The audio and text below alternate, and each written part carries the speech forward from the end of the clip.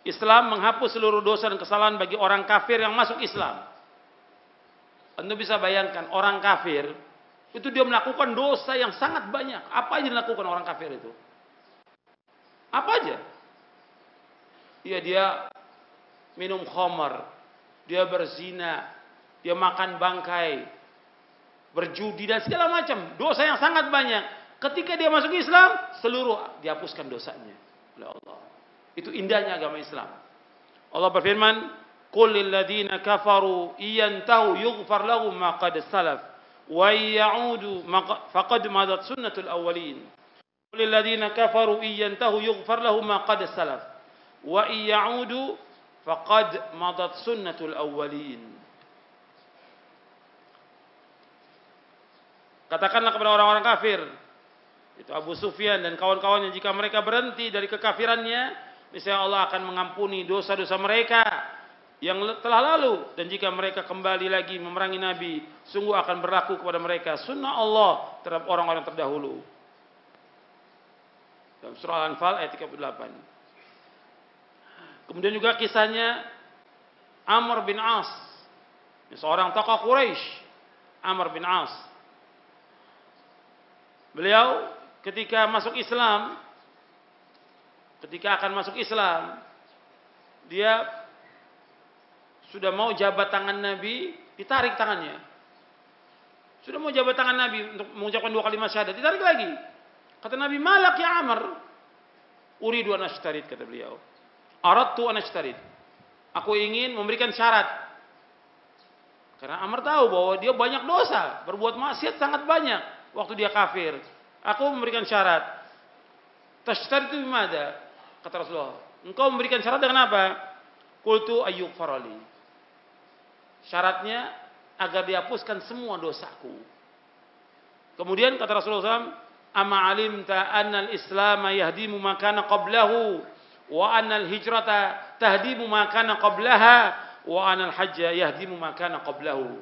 Tidakkah engkau ketahui, wahai Amr bin As, bahwa Islam menghapuskan dosa sebelumnya, dan bahwasanya hijrah menghapuskan dosa sebelumnya, bahwasanya haji itu menghapuskan dosa sebelumnya. Hadis ini sahih, diriwayatkan oleh Imam Muslim. Jadi orang yang masuk Islam dihapuskan semua dosanya. Tapi kalau dia tetap tidak masuk Islam dan mati dalam keadaan kafir, maka dia kekal dalam neraka selama-lamanya. Dikubur, disiksa, kemudian di akhirat pun terus menerus nggak akan berhenti sama sekali orang kafir itu. Waliyadzubillah. Kemudian orang yang dia masuk Islam dan sebelum dia masuk Islam, ketika dia kafir, dia berbuat kebaikan. Bagaimana? Apakah diterima atau tidak kebaikannya? Diterima kalau dia masuk Islam.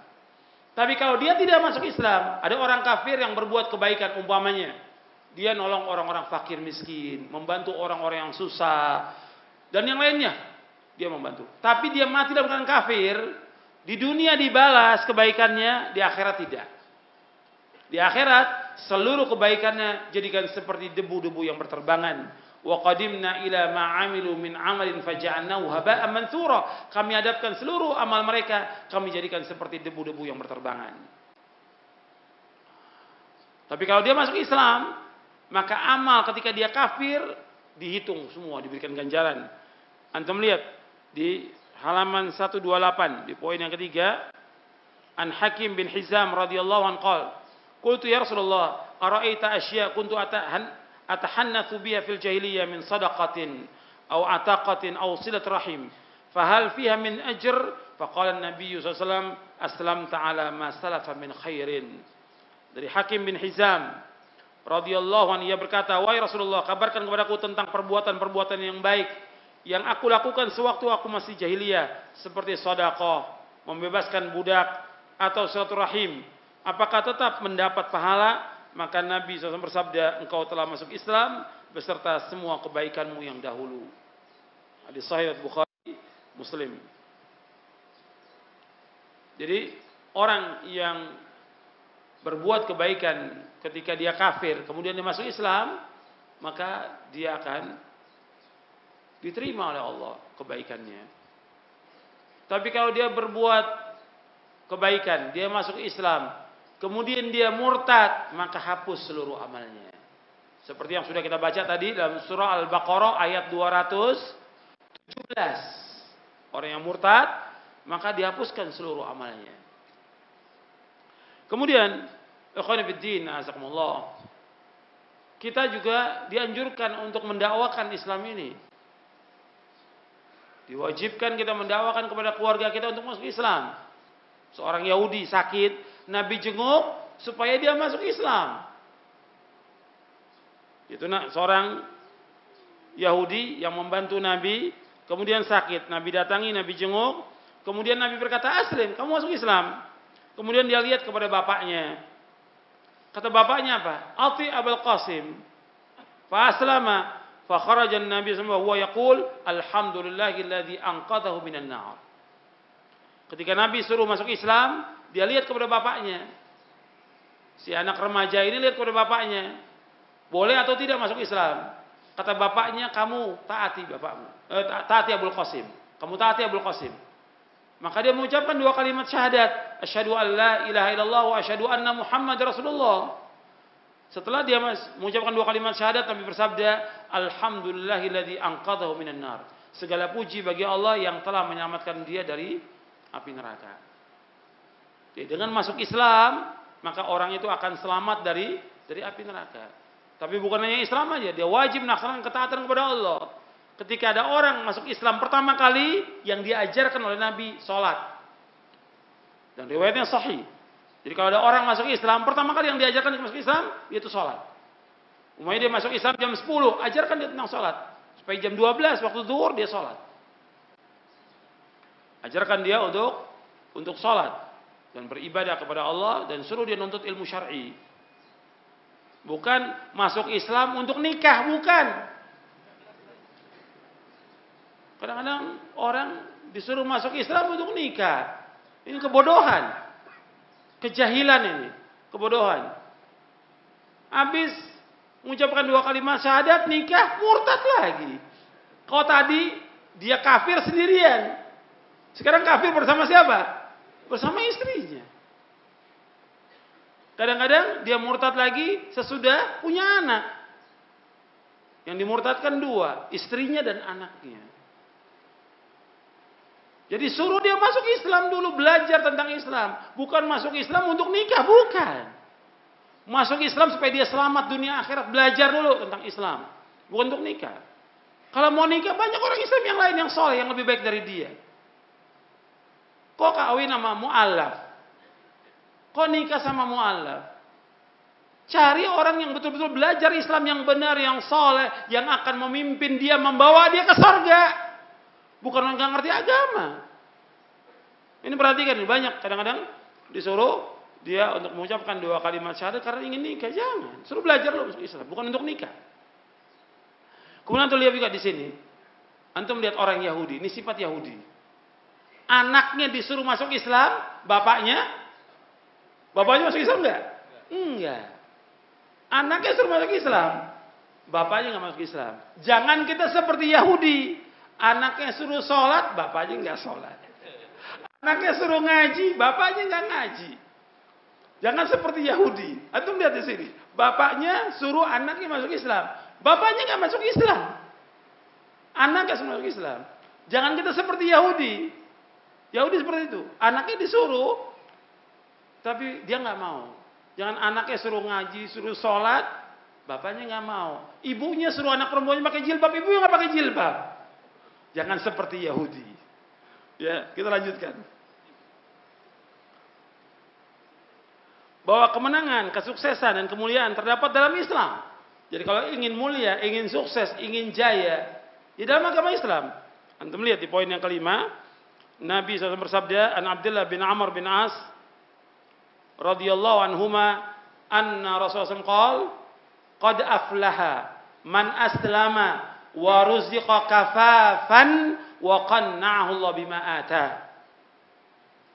Dari Abdullah bin Amr bin As radhiyallahu an, bahwa Rasulullah SAW bersabda, sungguh sukses, Sungguh bahagia, sungguh beruntung orang yang masuk Islam. Kemudian diberikan rezeki yang cukup dan diberikan sifat qanaah, merasa puas atas rezeki yang ia terima. Hadis ini sahih riwayat Muslim. Jadi kalau kita ingin sukses dengan Islam, dengan Islam ini orang itu akan beruntung. Dengan Islam orang akan bahagia.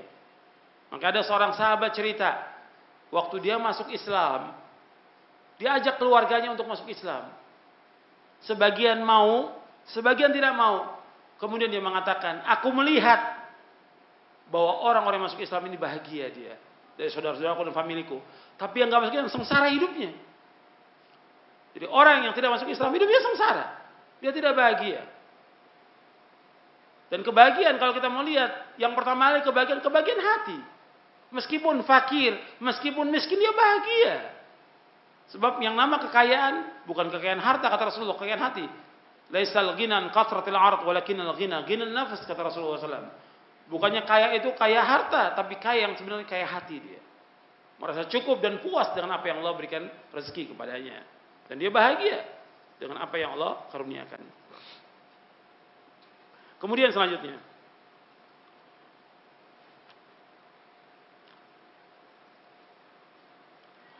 Islam, antum lihat di sini bahwa Islam menyuruh kepada setiap kebaikan dan melarang dari setiap keburukan. Orang-orang yang masuk dalam agama Islam ini, Allah akan berikan cahaya dia di dunia dan juga di akhirat. Antum lihat di halaman 133 di Az-Zumar ayat 22 Allah berfirman, "Afaman syarahallahu sadrahu lil Islam fahuwa ala nurin min rabbih fawailul lil qasiyati qulubuhum min dzikrillah ulaika fi dhalalim mubin." Maka apakah orang yang dibukakan hatinya oleh Allah untuk menerima agama Islam, lalu dia mendapat cahaya dari Rabb-nya, sama dengan orang yang membatu hatinya, maka celakalah mereka yang hatinya telah membatu untuk mengingat Allah, mereka itu dalam kesan yang nyata. Jadi beda antara orang Islam dengan orang kafir, beda. Antum bisa lihat, orang Islam diberikan cahaya oleh Allah. Orang Islam yang taat kepada Allah, dia sholat, dia puasa, ada cahaya. Di hatinya diberikan cahaya, di mukanya pun diberikan cahaya oleh Allah. Beda dengan orang kafir. Ini saya bicara orang Islam yang taat. Ya, orang Islam yang taat. Bukan orang Islam yang tidak taat. Yang taat diberikan cahaya oleh Allah Taala. Beda dengan orang kafir. Orang kafir itu mereka gelap. Gelap sekali mereka. Buruk mukanya. Buruk hatinya. Buruk akalnya. Memang kadang-kadang dihiasi oleh syaitan seperti mereka cantik. Dihiasi oleh syaitan seperti mereka ganteng. Tidak. Orang kafir itu gelap. Nggak ada cahaya sama sekali. Dirinya, di rumahnya, nggak ada cahaya sama sekali. Ini pernyataan Allah dalam Al-Quran. Dan dulu lagi nanti di hari kiamat.